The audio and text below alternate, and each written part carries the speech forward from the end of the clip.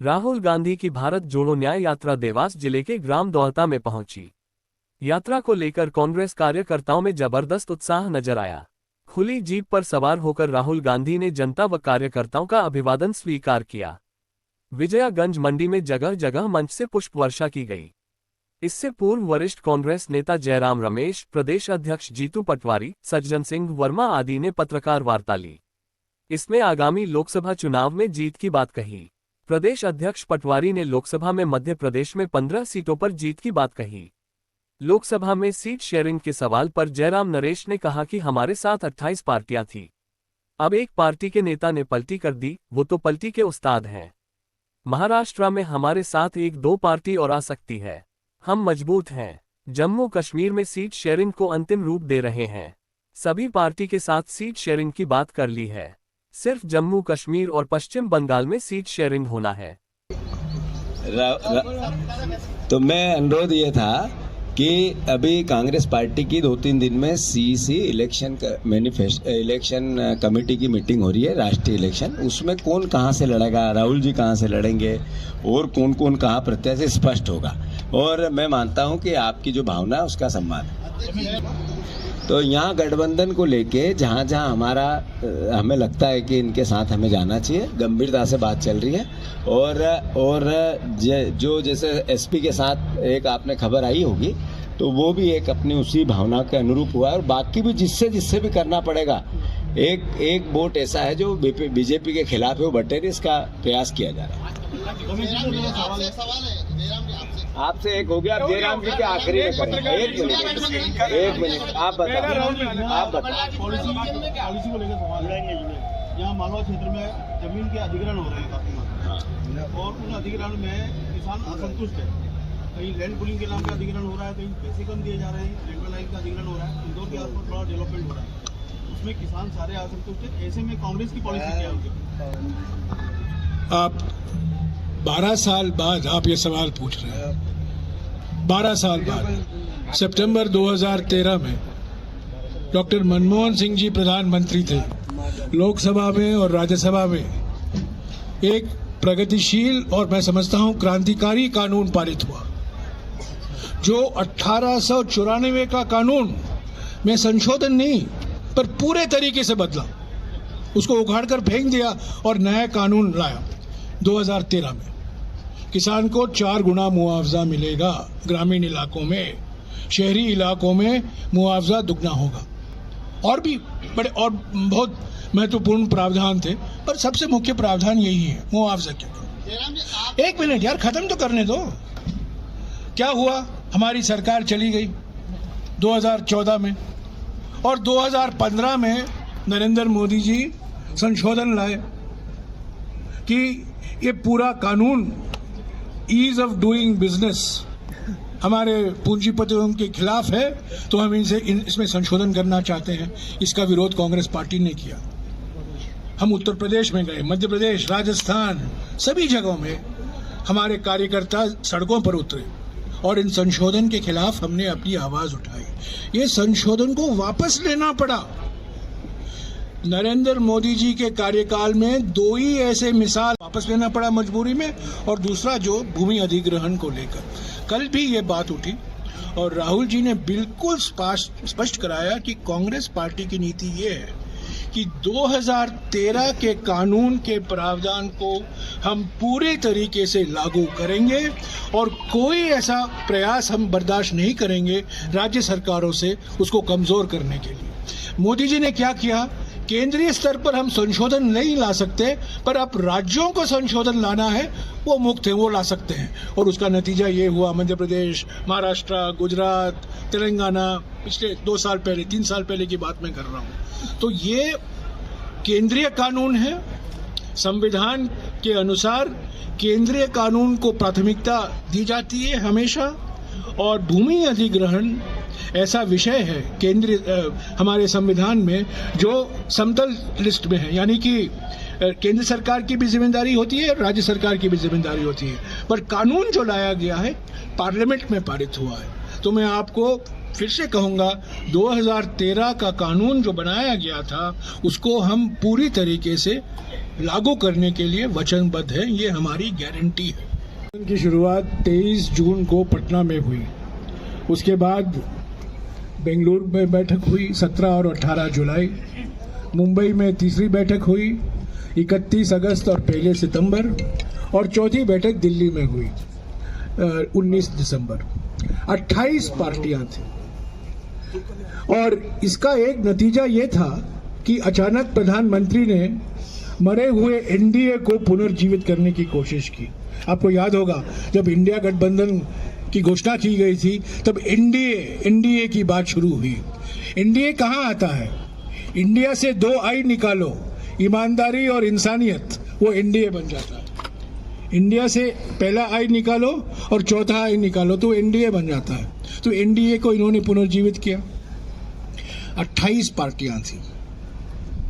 इन 28 पार्टियों में से एक पार्टी के नेता ने पलटी कर दी। उनका इतिहास ही पलटी का पलटी है, वो तो पलटी के उस्ताद है।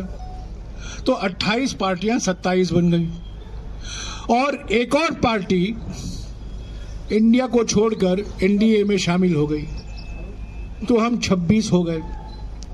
पर मैं कह दूं, ये 26 पार्टियां मजबूत पार्टियां हैं और ये जो दूसरी पार्टी जो गई है, असली लोकदल हमारे साथ है। ये नकली लोकदल गए हैं। ये आरएलडी जो है सिर्फ नाम में राष्ट्रीय लोकदल है, पर असली बात यह है कि ये नकली लोकदल है। हम अलीगढ़ में जब भारत जोड़ो न्याय यात्रा, एक दिन हम रहे अलीगढ़ में, जो बैनर थे, पोस्टर थे, सारे के सारे लोकदल की ओर से लगाए गए थे। चौधरी चरण सिंह, जिनको भारत रत्न दिया गया है, इंदिरा गांधी, ये असली लोकदल है, वो हमारे साथ है। तो 28 पार्टियों में से 26 पार्टियां हमारे साथ हैं। अभी महाराष्ट्र में 1-2 पार्टियां भी आएंगी हमारे साथ, तो 28 ही हो सकते हैं या 29 हो सकती है। हम मजबूत हैं। जम्मू और कश्मीर में हमारा सीट शेयरिंग जो फॉर्मूला है उसको अंतिम रूप दिया जा रहा है। पश्चिम बंगाल में कुछ देरी हुई है, पर और सभी पार्टियों के साथ कांग्रेस पार्टी ने सीट शेयरिंग की बात को अंतिम रूप दे दी है। सिर्फ 2 राज्य बाकी हैं, पश्चिम बंगाल और जम्मू और कश्मीर। और जो सच्चाई है उसके बीच में जमीन आसमान का फर्क है। पिछले 10 साल में जो अन्यायकाल हुआ है हमारे देश में, किसानों के खिलाफ, युवकों के खिलाफ, नारी के खिलाफ, श्रमिकों के खिलाफ, जिस तरीके से महंगाई और बेरोजगारी और आर्थिक विषमताएं बढ़ी हैं, जिस तरीके से सामाजिक ध्रुवीकरण को प्रोत्साहन दिया गया है, क्या ये विश्वासघात नहीं है जनता के साथ? क्या ये कोई परिवार के प्रमुख ऐसा व्यवहार करेंगे जो अपने आप को 140 करोड़ भारतवासियों के प्रमुख समझते हैं? क्या ऐसा व्यवहार करेंगे? ऐसा अन्याय होगा? जो आप पिछले 1 हफ्ते में देखिए, ड्रोन से आंसू गैस फोड़े जा रहे हैं किसानों पर। किसानों के खिलाफ राष्ट्रीय सुरक्षा कानून लगाया जा रहा है। एक तरफ चंदादाता का सम्मान और दूसरे तरफ अन्नदाता का अपमान। ये सुप्रीम कोर्ट ने कहा है कि इलेक्टोरल बॉन्ड एक ऑर्गेनाइज्ड लूट है। सुप्रीम कोर्ट ने कहा है। चंडीगढ़ में क्या हुआ देखिए, जिस गैर लोकतांत्रिक तरीके से महापौर का चुनाव कराया गया बीजेपी की ओर से। तो ये प्रधानमंत्री जो कुछ कहते हैं, मैं कहता हूं, प्रधानमंत्री के पद के लिए एक सम्मान होता है, पर सम्मान डिमांड नहीं किया जाता है, सम्मान कमाया जाता है भाषा से, बोली से, अपनी कथनी से और करनी से। पर मुझे अफसोस के साथ कहना पड़ता है कि ना इनकी कथनी ना इनकी करनी हमें कुछ कारण देता है कि हम इनको सम्मान करें। प्रधानमंत्री के पद को हम सम्मान करते हैं, ये बात, इसमें कोई दो राय नहीं होनी चाहिए। प्रधानमंत्री के पद को, पर जो व्यक्ति प्रधानमंत्री के पद में बैठता है, कथनी और करनी दोनों ऐसी होनी चाहिए ताकि सब लोग उनका सम्मान करें। सर, मैं एक बार फिर कह दूं कि भारत जोड़ो यात्रा और भारत जोड़ो न्याय यात्रा चुनावी यात्रा नहीं रहे, ये एक वैचारिक यात्रा है। लंबी समय तक हम ऐसी यात्राएं निकालते रहेंगे क्योंकि ये विचारधारा का मुकाबला है। हम बीजेपी और आरएसएस की विचारधारा, ये हमें पहले करना चाहिए था। मैं स्वीकार करता हूं कुछ देरी हुई है, इस विचारधारा के मुकाबले में कुछ देरी हुई है, पर शुरुआत तो हुई है भारत जोड़ो यात्रा से, भारत जोड़ो न्याय यात्रा से।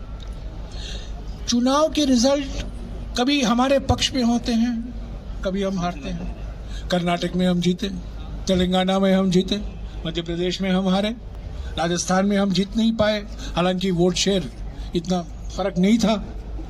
पर चुनाव हारेंगे जीतेंगे।